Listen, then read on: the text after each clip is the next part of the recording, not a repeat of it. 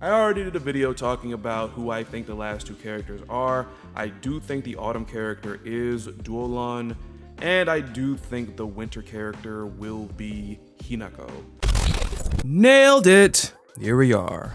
KOF 15 Season 2 has now been officially revealed in all its entirety. As I mentioned to someone else, even though I know it was a teaser they put out, I still have quite a bit to say about this. So, we got Hinako Shijo, another character that I don't really feel strongly about one way or the other. I don't love her, I don't dislike her either, but regardless of how I or anybody else feels about her, can't deny that she's definitely an interesting and unique character. Like, for starters, her first ever debut, far as appearing in a game, wasn't in a KOF fighting game. It was actually in KOF Battle to Paradise, a board-style video game that may remind you of Mario Party. And while we've seen many pint-sized powerhouses in fighting games, can't think of any that have young girls doing sumo. I really can't. I do know that Tekken almost came close to having such a character in Ganmi-chan. Like, I think the character was supposed to be a big Ganryu fan, but I think they scrapped her because Ganryu was kind of getting popular, so they wanted to focus more on him. But yeah, going back to Hinako, on top of that with the whole pint-sized powerhouse gimmick, her whole deal wasn't really about lifting people up larger than her and slamming them, but she was more about bulldozing them, like pushing them to corners and everything. Like, again, like I said, regardless of how you feel about her, you cannot say she isn't unique. But yeah, very interesting pick to close out this season, which now that I think about it, now that it's pretty much confirmed now, I want to go and talk about something else right quick, but so much for all that talk about Kisarah Wesfield. Honestly, man, I wish people would stop getting so invested in these leakers that have next to no credible information on what they're talking about in most cases. Like, I get if people want to get hyped up if something slips through, like with the Street Fighter 6 leak and the Mortal Kombat 1 leak. Like, I get that, but like, a lot of these leakers, a lot of them are just now playing on people's emotions and all that. And I kind of wish people would stop. They're playing off of crowd reactions, or they're guessing like the rest of us, and they're putting it out there as like, oh, I got the scoop, I got a leak. Like, come on. I think we need to stop, honestly. For example, I caught wind of this MK Insider person who apparently insisted that Jade would be on MK1's main roster, and lo and behold, that is not the case. Again, playing on people's emotions because, especially on the X-verse Twitter, I'm sick and tired of wondering what to call that garbage site, but you know what I'm talking about.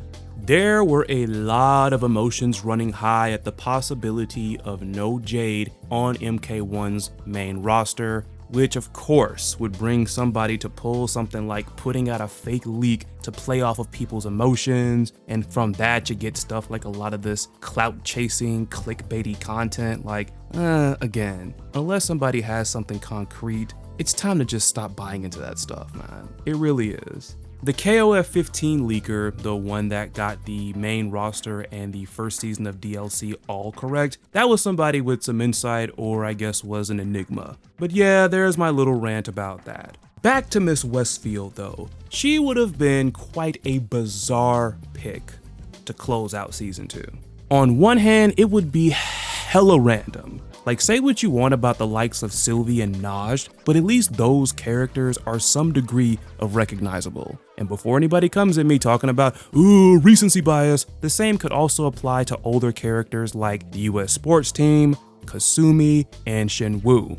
Like, all of those characters are recognizable to a significant degree. Outside of super hardcore fighting game nerds like some of us are, who really remembers Kisarah Wesfield? A character whose playable appearances are limited to 2 relatively obscure games.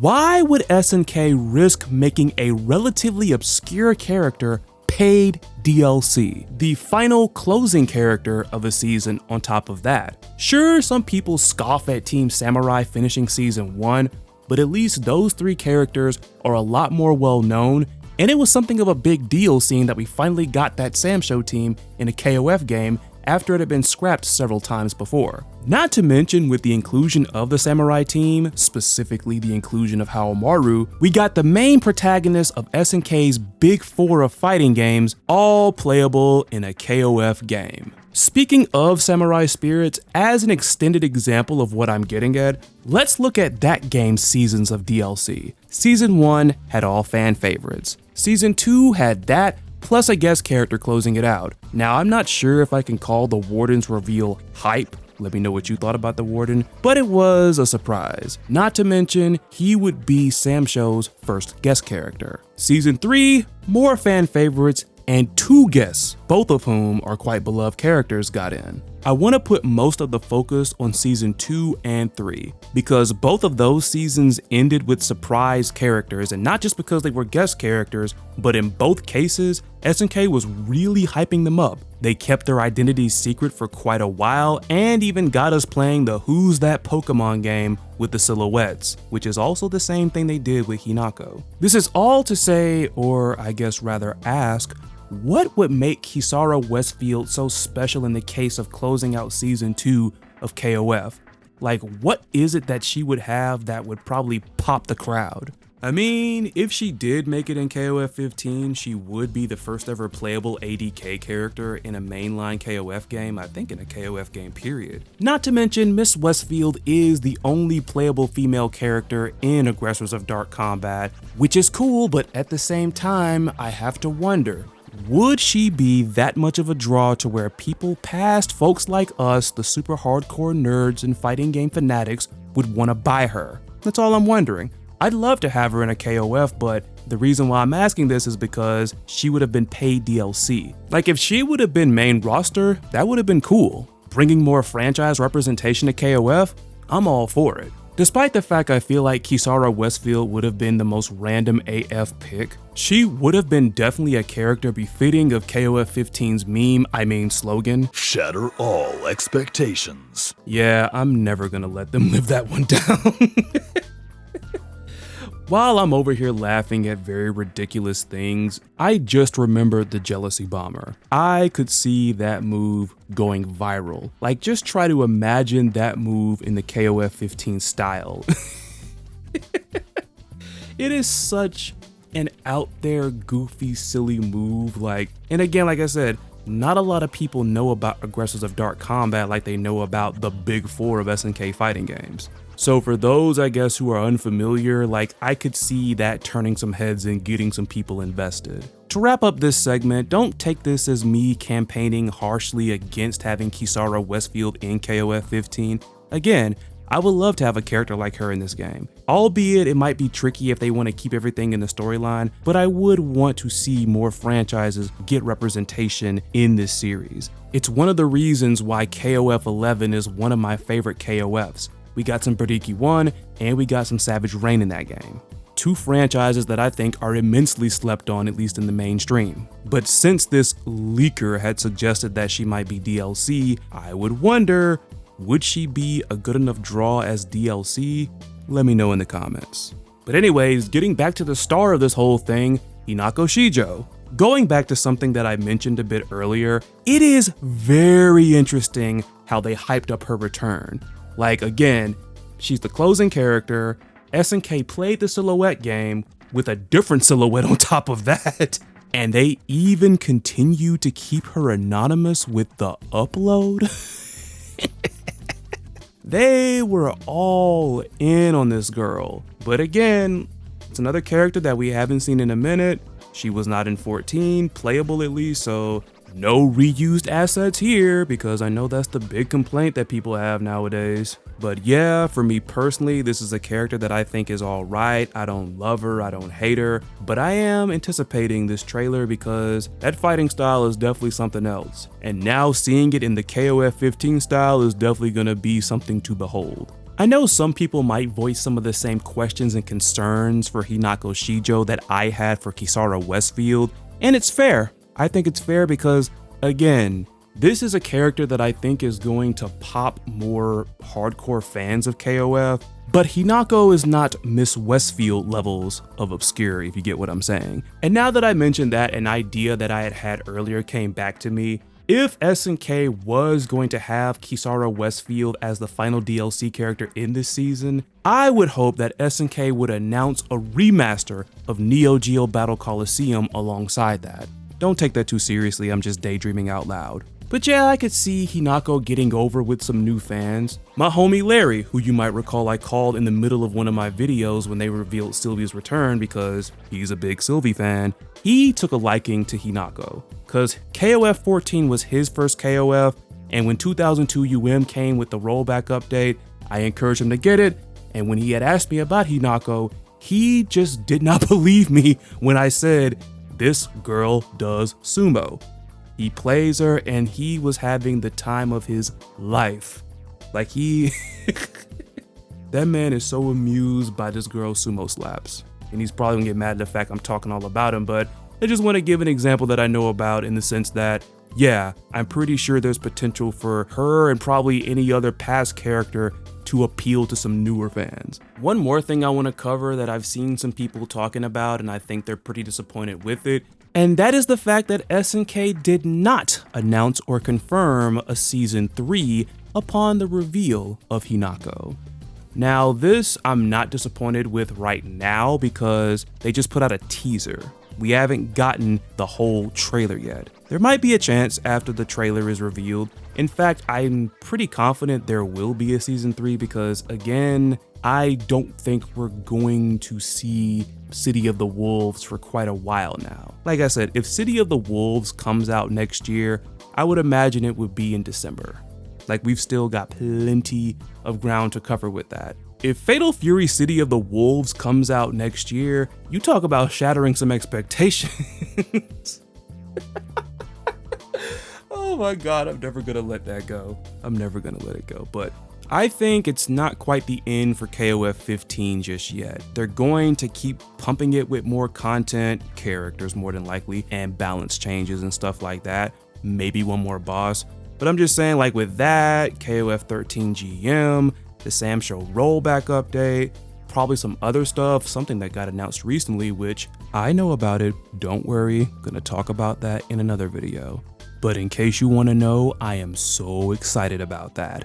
But yeah, all those aforementioned games are gonna hold us over until the road to Fatal Fury City of the Wolves officially begins. We got a couple teases and such, but at least for me, the road to it has not officially begun yet, for us at least. With that being said, I've always wondered about this since people talk about it so much. What would a season 3 of KOF 15 look like? Teams? Singles again? A mixture of them? Like, I'm genuinely curious. You know what, I think I know where to look for the answer to this question. Hold on a minute. Hey, it's the Power Geyser poll yet again. Oh my God, but looking at this poll here, you see Kim's a number 1, Kim and his pants are in 15, Shingo's in 15, Shin, I am surprised, did not make it into season 2. I would have personally rather had him over Duo, but I don't hate Duo either, so it just is what it is, I guess. Y'all already know how I feel about Mei Lee, I don't have to say it. Rugal made it in the game. Adelheid is another one I'm surprised didn't make it into season 2.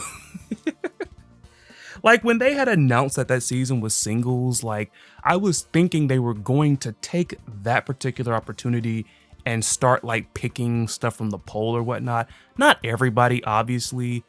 Because I mean, again, you know, a lot of people like Sylvie. I am a Naj fan. I can at least admit that Naj isn't super over, but I'm personally a fan. But I just thought that when they announced singles, I thought they were really just going to start just pandering to the polls. That's what I thought they were going to do. And I mean, Adelheid also, most of you know, was supposed to be in KOF 13, but unfortunately he got scrapped.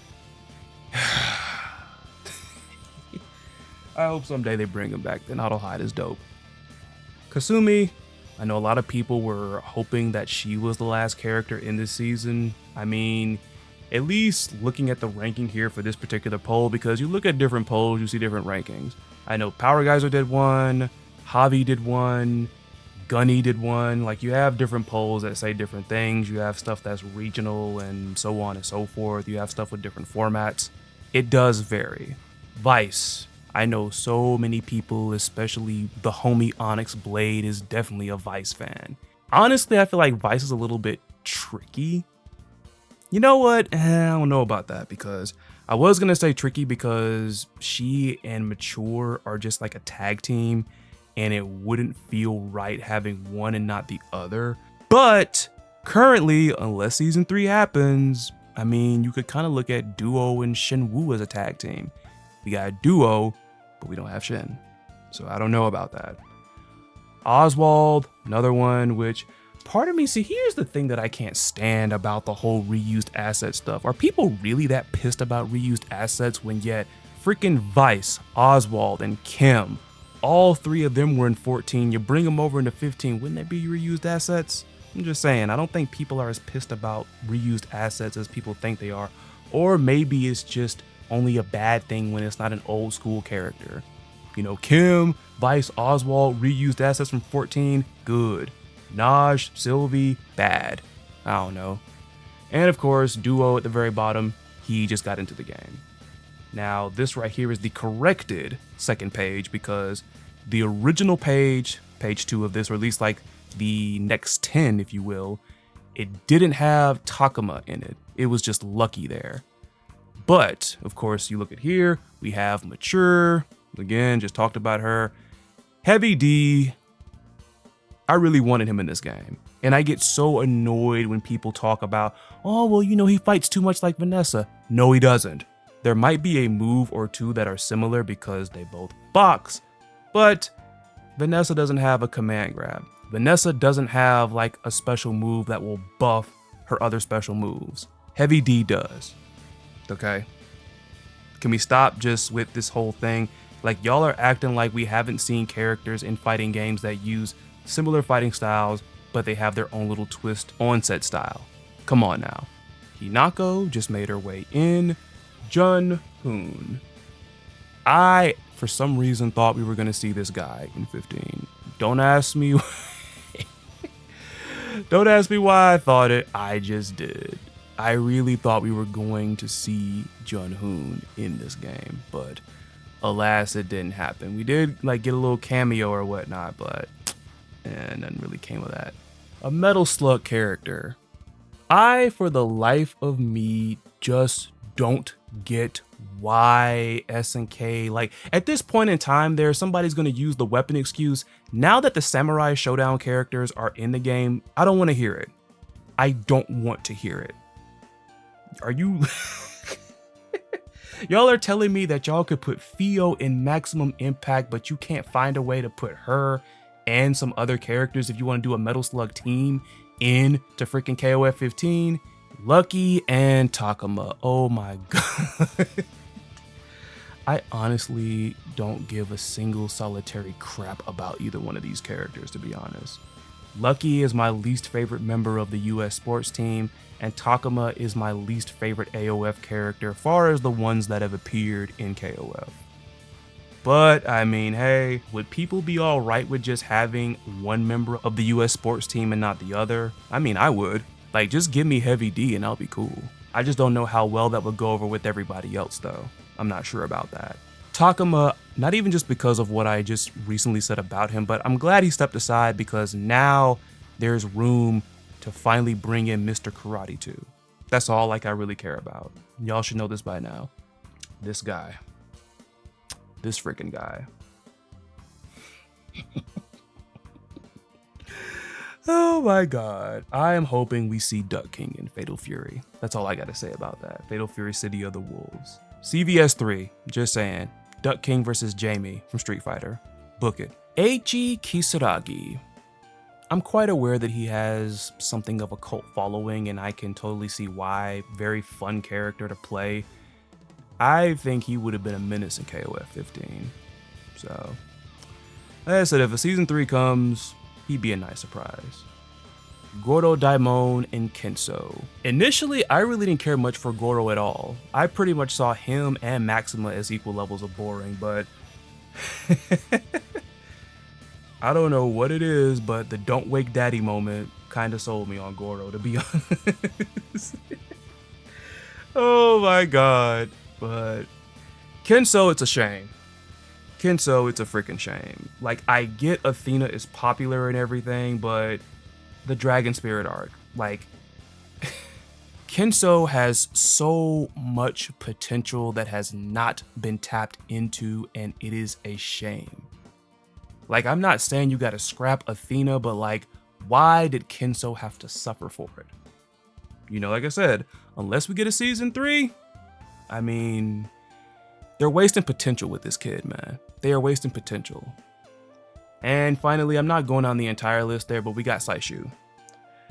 Saishu is cool, but I've always hated fighting Saishu, but I could definitely see him being a much welcome character into KOF 15. We haven't seen him for a minute. So, I mean, with the many characters in this top 20 that are not in KOF 15, I could see a season 3 consisting of them being, you know, quite a treat. Like, I would imagine they would be singles, because some of these characters, I don't think you can really force them into teams of 3. Like, I mean, you got Lucky, you got Heavy D that place in the top 20, but I don't think they're going to be doing anything like duos. And like I said, you got Vice and Mature, which those two are like a tag team. I don't know. But I do think I at least saw enough characters to where a season 3 might look somewhat promising. Like, I just don't know exactly what direction SNK would want to take with a season 3 of KOF 15. Like, are they just looking to pander to the fans? Or are they going to try to further stories? Or, as it might be, maybe a mixture of the two. Regardless, I am interested to see what the future of KOF 15 holds after the completion of this season. What do you think? Do you think we're going to get a season 3? Who would you like to see in it? Let me know in the comments, and until next time, I am Chrysalid, signing off. You all take care of yourselves, be safe out there, be cool to each other, and man, can I just say right quick, it is so awesome to be doing content again. Like, I've been getting adjusted to this dual work life, and I'm still kind of getting into the habit of things, honestly. Like, there'll be times I come home and I don't have the energy to record. This time I actually did. And it's not just because we got a lot of news, but it was actually a good day, because there are days that I want to talk about stuff, but I am just too fatigued to do so. But yeah, I appreciate and thank all of you that have been patient with me. And until next time, see ya.